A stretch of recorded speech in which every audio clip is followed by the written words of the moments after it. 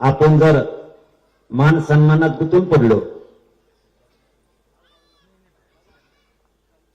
भेदात मनभेदात नाराजीत रुसव्या फुग्यात जर गेलो, आपल्या शेजारच्याला ती सवय लागते.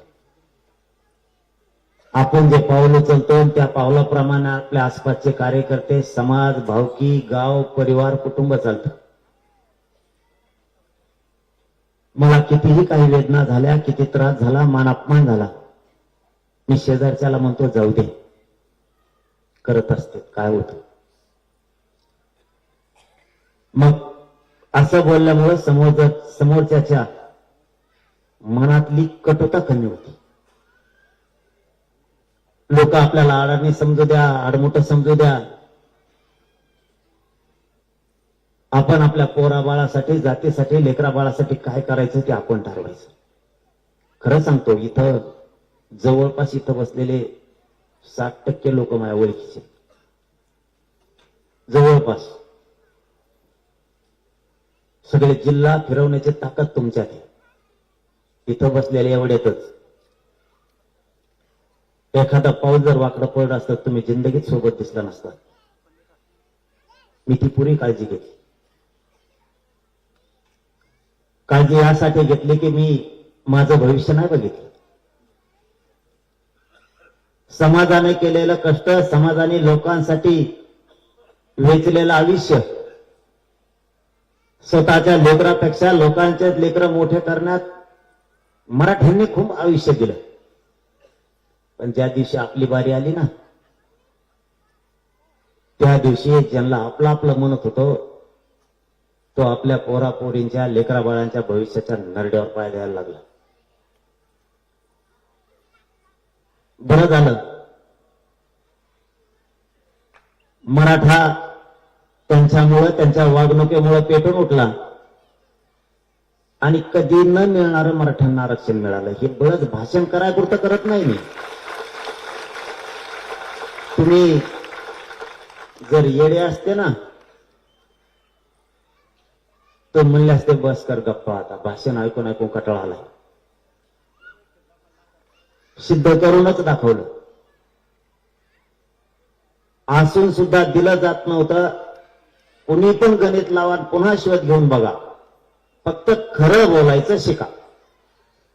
कोणाचं तरी ऐकून मला टार्गेट करायचंय, बोलायचं म्हणून नका बोलू. मग तुमचं खऱ्याचं खोटं, खोट्याचं खरं कधी सुद्धा होऊ शकतं. प्रामाणिकपणानं तुम्ही तुमच्याकडे दयाला विचारा. समाजाला ज्या दिवशी मायबाप मानलं, त्या दिवशी प्रामाणिकपणे मी पोरासारखं काम केलं. 58 लाख नोंदी मी बोललो नाही. माननीय शिंदे साहेबाच्या समितीनं सरकारला तो अहवाल दिला. एका नोंदीवर तुम्ही 5-6 धरा, तरी 3 कोटी मराठी आपण आरक्षणाला घातलं. आणखीन काय करायला पाहिजे? याच्यापेक्षा तुम्हाला काय पाहिजे? हे भाषणात बोलून जाईल. भाषण संपल्याच्या नंतर, कार्यक्रम ही बैठक संपल्याच्या नंतर तुम्ही सगळ्यांनी एक खोट्यात ठरविलं असतं.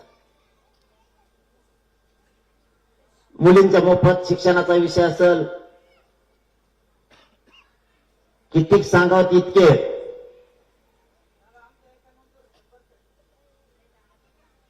हे स्वप्न जर आपल्याला पूर्ण करायचं, त्याच्यासाठी मी तुमच्याशी निष्ठेनं राहिलो. मी तुलना माझी दुसऱ्याशी कधी करत नाही, करणार पण नाही. आणि मी त्या मस्तीत माझा जगत बी नाही, नुसता खोटं सांगत नाही. आपल्याला इथं असे लोक आहेत की त्यांनी 30-30 वर्षे, 20-20 वर्षे, 25-25 वर्षे, 15-15 वर्ष संघर्ष समाजासाठी केलेला. जर 2-2 कोटीची सभा घेणारा माणूस जर असता ना, गावात आलाच नसतं. ते तिकडच हवात जगलं असतं, हेलिकॉप्टरला असतं, फड फड फड फड फड फड करीत. तुमच्या रक्ताशी बेमाने नाही करत, तुमच्या पायाजवळ आज बी गरीबाची. कारण मला त्या मोठेपणात जगायचंच नकोय. मी 20 असले तरी जातो, 50 असले तरी जातो, 10 लाख असले तरी जातो. कारण ज्या गरीबाला माझ्याकडून अपेक्षा ती पुरी करायचा फक्त मी प्रयत्न करतो. आणि असं तसा करत नाही. अरे हे मनोज जरांगे तुमच्या पायावर जीव सुद्धा द्यायला तयार आहे, पण हटायला तयार नाही. मला जर सरकार उद्या सकाळी म्हणलं ना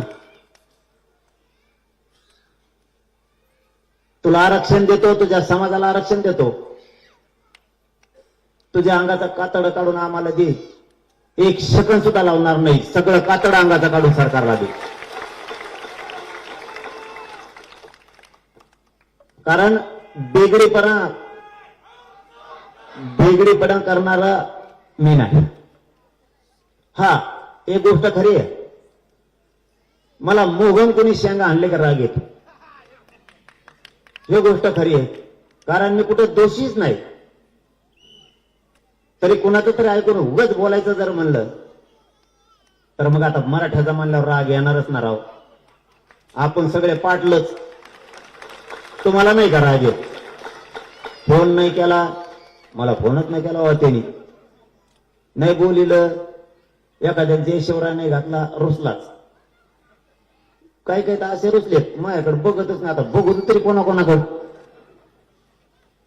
काही काही म्हणतात हातच वर केला नाही मला. आता मग खवाटे मोठे जीळ आले हातावर गोर करू. माझं एकच म्हणणं आहे, कुणाकडे बघल, कुणाला जय शिवराय घालल नाही घालल, कुणाला फोन नसन केलं, काय नसन झालं, रुसू नका गाड्यावर. एकच डोक्यात ठेवा, त्यांचं शिका. बोलल नाही बोलल काय करल, पण आपल्या लेकरा बाळासाठी इमानदारीने लढतोय ना. नाही बोललात नाही बोलला, आम्ही ताकदीनं मुंबईला जाणार आहे.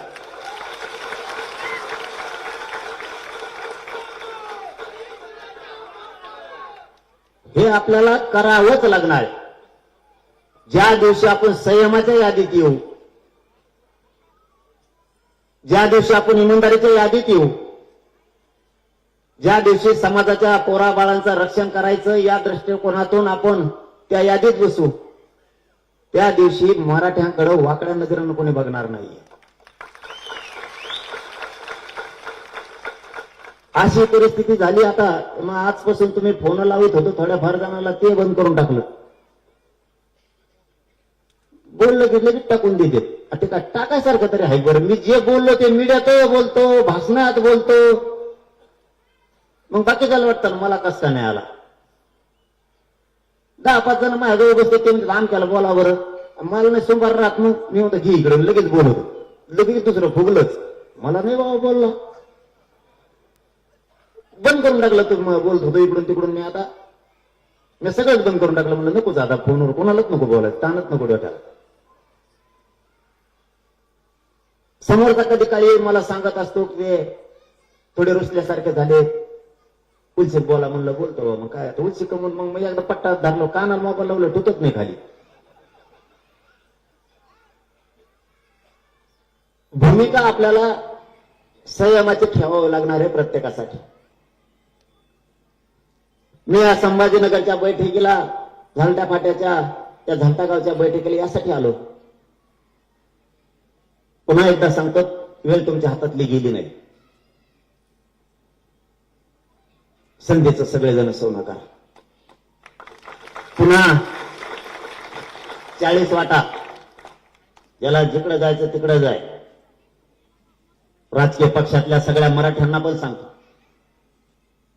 ज्या दिवशी समाजावरती, जातीच्या लेकरावरती संकट उभा राहतं ना, त्या दिवशी असं तुटून पडावं लागतं समाजाचं आणि समाजाच्या पोराबाळाचं रक्षण करायला.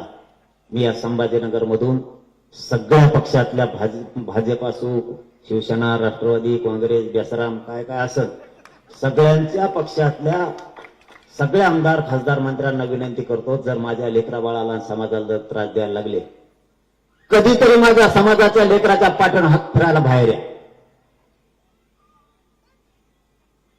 एकदा तरी जीवनात तुम्हाला मरताना असं वाटलं पाहिजे, ज्या दिवशी माझा समाज संकटात आणण्याचा प्रयत्न केला, त्या दिवशी मी रस्त्यावरती होतो, समाजाच्या खांद्याला खांदा लावून होतो. आणि सगळ्या पक्षातल्या नेत्याला, पदाधिकाऱ्यांना, त्यांचे अध्यक्ष असतील, जिल्हाध्यक्ष असतील, सरपंच, ग्रामपंचायत सदस्य, सभापती, जिल्हा परिषदचे महापौर, नगराध्यक्ष, आमदार, माजी आमदार, खासदार, मंत्री यांना सगळ्यांना आव्हान आहे. समाजाला कधीतरी वाटलं पाहिजे आणि तुम्हालाही वाटलं पाहिजे समाज जर अडचणीत आणायचा प्रयत्न केला आणि माझ्या समाजाच्या लेकराला वाकड्या नजरे जर बघितलं तर रस्त्याने सुद्धा फिरू देणार नाही. एकदा गर्जना मराठे करा आणि त्या भूमिकेत तुम्हाला उतरावंच लागणार. काही नाही करून बोललं जात आहे राव, काय नाही करून. याच्यापेक्षा काय शांतता बाळगू. इथं बसलेले मराठी मला सांगून टाका काय चूक आहे माझी. तुम्ही म्हणता काय ऐकायला तयार आहे. मला काय कमायचंय कुठं. कमायचं असतं तर माझंच नोटा घेऊन पळून गेलो असतं तर मला सापडलं नसतं. इतके दिले असते मला. मी काय चूक केली मला सांगा. समाजासाठी राजपाट करतो, उपाशी तापाशी राहतो, रक्त घालतो, समाजाच्या लेकराला मोठं करतो, रोज अंतर्वाहित लेकर येते. काय एक अशी गरीबाची लातूर जिल्ह्यातली मुलगी आली होती. त्यांचे आई बापा रडून सांगत होते, मी माझ्या आयुष्यात पूर्ण ताकदपणा लावली असती तरी माझी पोरगी मी कधीच MBBS करू शकलो नसतो. काल टॉपच्या कॉलेजला माझ्या लेकीचा नंबर लागला म्हणून सगळं गाव कुटुंब रडत होतं आनंदात. एकट्या लातूर जिल्ह्यात 30 मुलं लागले.